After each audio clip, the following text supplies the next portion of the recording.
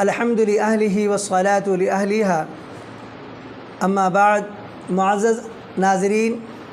شب برات کے تعلق سے کچھ باتیں عرض کرنے کے لیے حاضر ہوئے ہیں۔ ہمارے سماج اور معاشرے میں کچھ لوگ ایسے ہیں کہ جو شب برات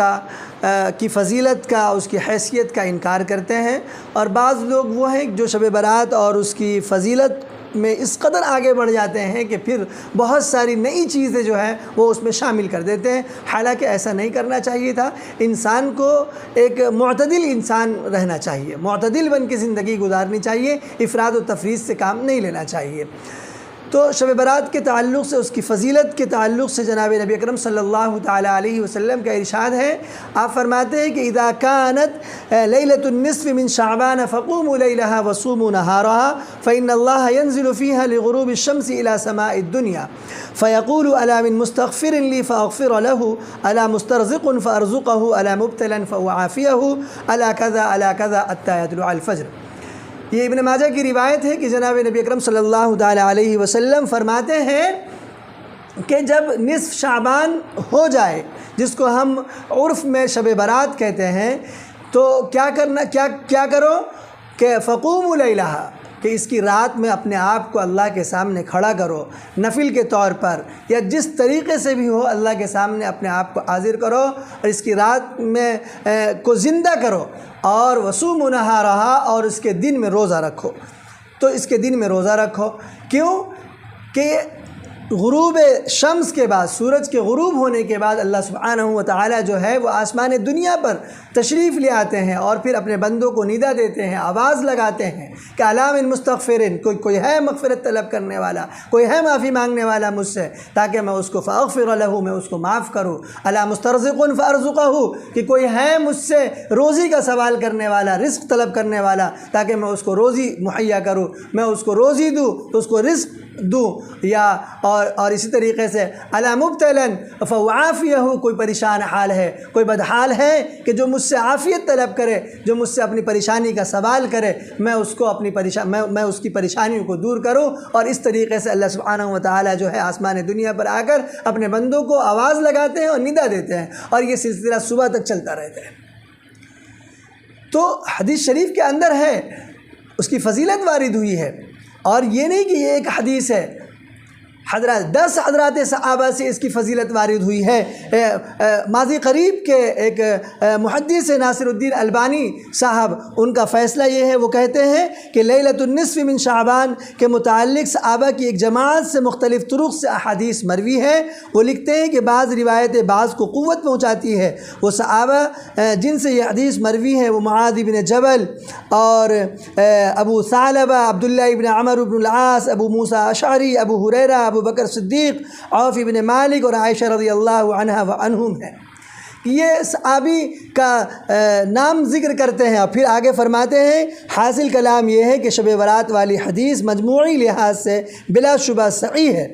اس کی صحت میں کوئی شبہ نہیں ہے۔ صحت تو ان سے کم تعداد میں ثابت ہو جاتی ہے، جبکہ وہ ضعیف شدید سے خالی ہو، جیسا کہ یہ حدیث زیر بحث جو ہے ضعف شدید سے خالی ہے۔ یہ کیا کہتے ہیں،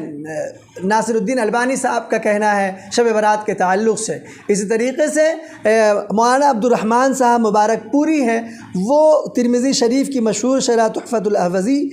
میں حضرت مولانا عبد الرحمن صاحب نے شب برات کے متعلق متعدد احادیث نقل کرنے کے بعد لکھتے ہیں کہ یہ احادیث مجموعی اعتبار سے ان لوگوں کے خلاف حجت ہے جو یہ گمان رکھتے ہیں کہ شعبان کی 15ویں شب کی فضیلت کے متعلق کوئی چیز ثابت نہیں ہے۔ تو مسئلہ یہ ہوتا ہے کہ ہم لوگ جو ہے وہ پڑھتے ہیں، لیکن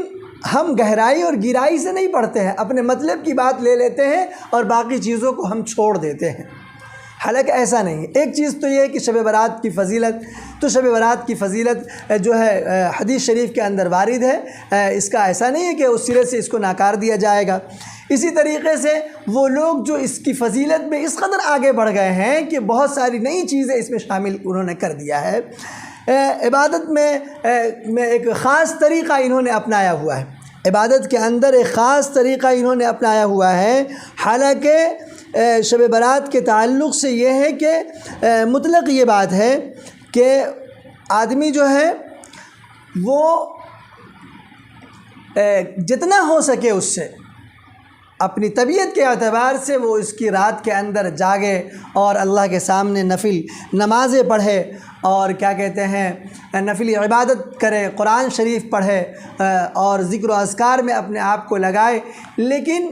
ایسا کوئی نہیں ہے کہ کہیں کوئی حدیث میں ایسا نہیں آیا ہے کہ آپ کو 100 رکعت نماز پڑھنی ہے اور پھر ہر رکعت کے اندر جو ہے وہ آپ قل هو اللہ احد 10 مرتبہ پڑھیں گے تو پھر جو ہے آپ کی نماز جو شب برات جو ہے یہ وصول ہو جائے گا اور شب برات کی فضیلت آپ کو ملے گی۔ تو ایسا بالکل بھی نہیں ہے۔ شب برات کے اندر عبادت کا کوئی مخصوص طریقہ نہیں ہے، آپ کو اختیار ہے، آپ اپنی مرضی سے، آپ اپنے اختیار سے، آپ اپنی بشاست سے جتنا ہو سکتا ہے آپ پڑھیں اس کو۔ تو بعض لوگ جو ہے وہ اس میں شب برات میں یہ کہتے ہیں، بلکہ پمپلیٹ بانٹتے ہیں اور پرچہ بانٹتے ہیں کہ شب برات میں جو ہے وہ 100 رکعت نماز پڑھنی ہے اور پھر ہر رکعت میں جو قل اللہ پڑھنی ہے۔ تو ایک من گھڑت اور موضوع باتیں ہیں یہ، اور ان کا یہ کہنا ہے وہ ایک عربی عبارت پیش کرتے ہیں اور ان کو حدیث بتلا کر پیش کرتے ہیں۔ ان کا یہ کہنا ہے من قرأ لیلۃ النصف من شعبان 1000 مرۃ قل اللہ احد فی 100 رکعۃ لم یخرج من الدنیا حتی یبعث اللہ فی منامہ 100 ملک، یعنی وہ پوری ایک حدیث کی طرح انہوں نے عربی عبارت بنا کر اور لوگوں کے سامنے یہ پیش کیا ہے کہ جو شخص 15 شعبان کی شب میں 100 رکعات میں 1000 مرتبہ، ہر رکعت میں 10 مرتبہ قل اللہ احد پڑھے گا تو وہ دنیا سے نہیں نکلے گا یہاں تک کہ اللہ اس کے خواب میں 100 فرشتوں کو بھیجیں گے، جن میں سے 30 اسے جنت کی بشارت دے رہے ہوں گے اور 30 اسے جہنم سے بچا رہے ہوں گے، 30 اس کی غلطیوں سے اس کو بچائیں گے اور 10 اس کے دشمنوں سے انتقام لیں گے۔ معزز ناظرین، یہ من گھڑت ہے، موضوع ہے، ایسا کچھ نہیں ہے، ایسا کچھ نہیں۔ آپ کو اگر پڑھنا ہے تو آپ صلاۃ التسبیح پڑھیے، اور آگے بڑھ کے ہم آپ سے کہیں ایک مشورتاً، اگر آپ کو پڑھنا ہے تو آپ اپنی زندگی کی کم سے کم 5 دن کی فرض نماز جو آپ سے چھوٹ گئی ہیں قضاء عمری کی، وہ آپ پڑھ لیجئے۔ تو یہ آپ کے لیے ایک بہت بڑا کام ہو جائے گا۔ تو اس میں کوئی مخصوص عبادت نہیں ہے کہ آپ اس طرح پڑھیں گے تو پھر آپ کے لیے شب برات جو ہے اس کی فضیلت آپ کو ملے گی، ایسا نہیں ہے۔ اسی طریقے سے شب برات میں ایک چیز ہے حلوہ، تو یہ اس کا کوئی مطلب ہی نہیں بنتا ہے۔ حلوہ کھانا جائز ہے، کوئی مسئلہ نہیں ہے، آپ کی مرضی ہے، آپ کی طبیعت ہے، آپ جب چاہیں جب کھائیے، لیکن حلوے کو شب برات کے ساتھ خاص کر دینا اور یہ سمجھنا کہ شب برات تو اسی کی ہے جس کے گھر میں حلوہ بنے، ایسا کچھ نہیں ہے۔ بعض لوگ تو اس قدر نابلد اور جہالت کی بات کرتے ہیں، ان کا یہ کہنا ہے کہ جناب نبی اکرم صلی اللہ تعالی علیہ وسلم کہ جنگ احد میں جو ہے دندان مبارک شہید ہو گئے تھے تو آپ نے حلوہ نوش فرمایا تھا۔ تو میرے عزیز، میرے دوست، میرے بھائی، تو دندان مبارک جنگ احد میں شہید ہوا تھا اور وہ شوال کا مہینہ تھا، اور آپ نے اگر تناول فرمایا ہوگا تو شوال کے مہینے میں نا، تو آپ شعبان کے مہینے میں پورے 1 سال کے بعد آپ تو اس کا کوئی جواز نہیں ہے۔ اسی طریقے سے 15 شعبان کا روزہ یہ ایک عمل ہے رکھنے کا، حدیث شریف کے اندر ہے وصوموا نہارہا کہ اس کے دن میں روزہ رکھیں۔ تو مطلب ہے کہ خاص شب شعبان کا روزہ یہ سمجھ کر، بلکہ پورا شعبان کا مہینہ جو ہے جناب نبی اکرم صلی اللہ تعالی علیہ وسلم بہت کثرت سے شعبان کے مہینے میں روزہ رکھتے تھے۔ روایت کے اندر ہے کہ جب آپ سے سوال کیا گیا کہ آپ اس قدر روزہ کیوں رکھتے ہیں شعبان میں، تو آپ فرماتے ہیں کہ بندوں کے اعمال جو ہے اللہ کے یہاں شعبان کے مہینے میں پیش کیے جاتے ہیں، تو میں یہ چاہتا ہوں کہ میرے اعمال اس حالت میں پیش کیے جائیں کہ میں روزے کی حالت میں ہوں۔ تو شعبان میں مستقل رمضان کی تیاری ہے تو پورے شعبان میں روزہ رکھنے کی بات ہے۔ اگر کوئی انسان جو ایام 20 کے روزے رکھتا ہے 13، 14، 15 تاریخ کے، تو 15 تاریخ شب برات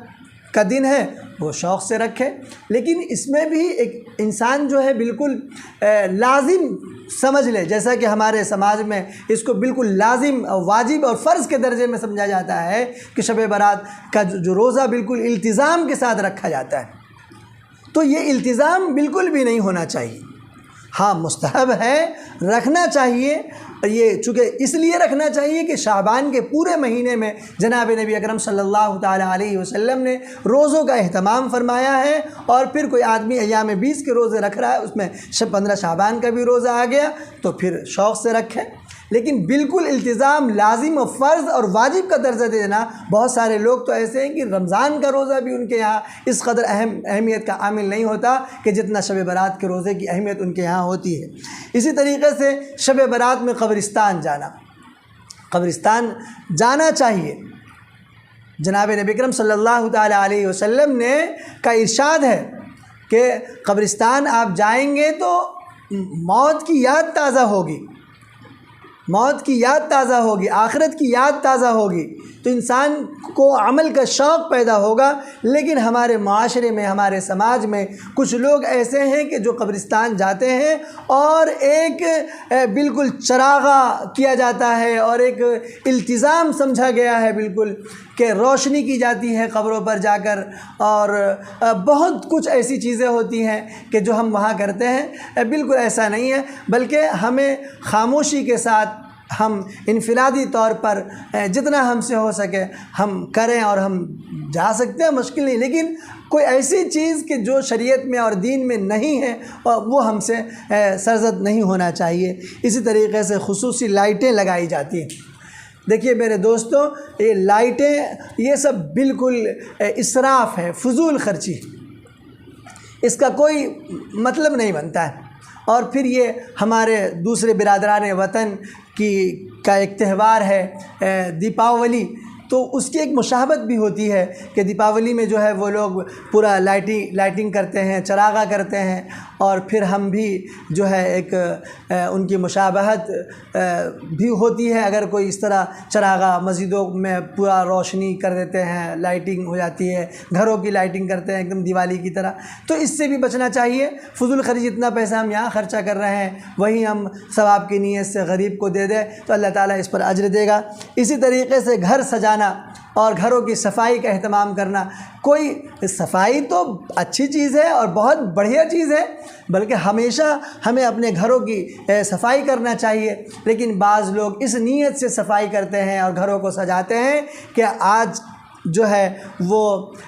مردوں کی روح جو ہے وہ آتی ہیں اور پھر وہ جو تبرکات سجا کر رکھتے ہیں وہ اس کو کھاتی ہیں۔ بالکل من گھڑت، اور پھر یہ عقیدہ ہی باطل ہے اور بیکار ہے۔ یہ ایسا عقیدہ ہے کہ جو انسان کے ایمان کو ختم کر دے۔ روحوں کے آنے کا جو عقیدہ ہے اور گھروں کو سجانے کا جو عقیدہ ہے، اور جو آج کے دن خاص طور سے سجایا جاتا ہے کہ روحیں آتی ہیں اور ہمارے تبرکات کو استعمال کرتی ہیں، یہ باطل ہے اور سراسر باطل ہی ہے عقیدہ۔ ہمیں اللہ تعالیٰ سے توبہ اور استغفار کرنا چاہیے کہ اس طرح کی کوئی چیزیں نہیں ہیں۔ تو شب برات کی جو فضیلت ہے وہ اپنی جگہ مسلم ہے۔ تقریباً 10 صحابہ سے جو ہے یہ شب برات کی فضیلت مروی ہے، اس لیے ہمیں انکار بھی نہیں کرنا چاہیے، اور پھر ہمیں اس کی فضیلت میں اپنے آپ کو اتنا آگے نہیں بڑھا دینا چاہیے کہ بہت ساری چیزیں جو ہے وہ نہیں ہم اس کے اندر شامل کر دیں۔ لوگ کیا کرتے ہیں، راتوں میں رات کو جاگتے ہیں اور خوب کھانے پینے کا اہتمام کرتے ہیں، اور شیطان جو ہے نا وہ یہ کرتا ہے کہ بندوں کو عبادت سے نکال کر دوسری لایانی چیزوں پر لگا دیتا ہے۔ وہ جانتا ہے کہ یہ رات اس کو ملی ہے، اللہ تعالیٰ جو آواز لگا رہے ہیں مغفرت مانگے گا، اللہ سے مغفرت طلب کرے گا اور معافی مانگے گا، تو وہ شیطان وہاں سے نکلوا دیتا ہے اور رات بھر جگا جاتا ہے۔ پھر اس کے بعد جو ہے وہ اس پر اس طرح سے نیند کو غالب کر دیتا ہے کہ فجر کی نماز پڑھے بغیر سو جاتے۔ سب سے بڑی فضیلت یہ ہے کہ انسان عشاء کی نماز جماعت کے ساتھ پڑھ کر سوئے اور صبح میں فجر کی نماز پڑھ لے، رات بھر اس کو عبادت کرنے کا ثواب ملے۔ لیکن اللہ نے ہمارے اندر صلاحیت دی ہے، طاقت دی ہے، تو ہم اپنی حیثیت کے مطابق، اپنی وسعت کے مطابق جو ہے ہم اس کی راتوں میں اللہ کے سامنے اپنے آپ کو کھڑا کریں۔ ہمارے گناہ اس قدر ہو گئے ہیں اور ہم نے اتنی نافرمانیاں ہم نے اللہ کی ہوئی ہیں، اور مخلوق کے حقوق ہم سے متعلق اس قدر ہو گئے ہیں کہ ہمیں خود ہی اللہ کے سامنے رات کے اندر کھڑا ہونا چاہیے اور اللہ سے معافی مانگنا چاہیے، نہ یہ کہ دوسری لایعنی چیزوں میں اپنے آپ کو لگا کر اور رات کو ضائع کرنا چاہیے، اپنی عبادت کو برباد کرنا چاہیے۔ اس لیے ہماری درخواست ہے کہ اللہ تعالیٰ نے ہمیں وسط امت بنایا ہے، درمیانی امت بنایا ہے، تو ہم اپنے اندر اعتدال پیدا کریں اور افراط و تفریط سے اپنے آپ کو بچائیں، اور ہم حدیث کا جو مقام ہے، جو مرتبہ ہے، اور اس رات کی جو فضیلت ہے، ہم اس کو تسلیم کرتے ہوئے ہم دنیا کے اندر زندگی گزاریں۔ اللہ ہم سب کو عمل کی توفیق نصیب فرمائے۔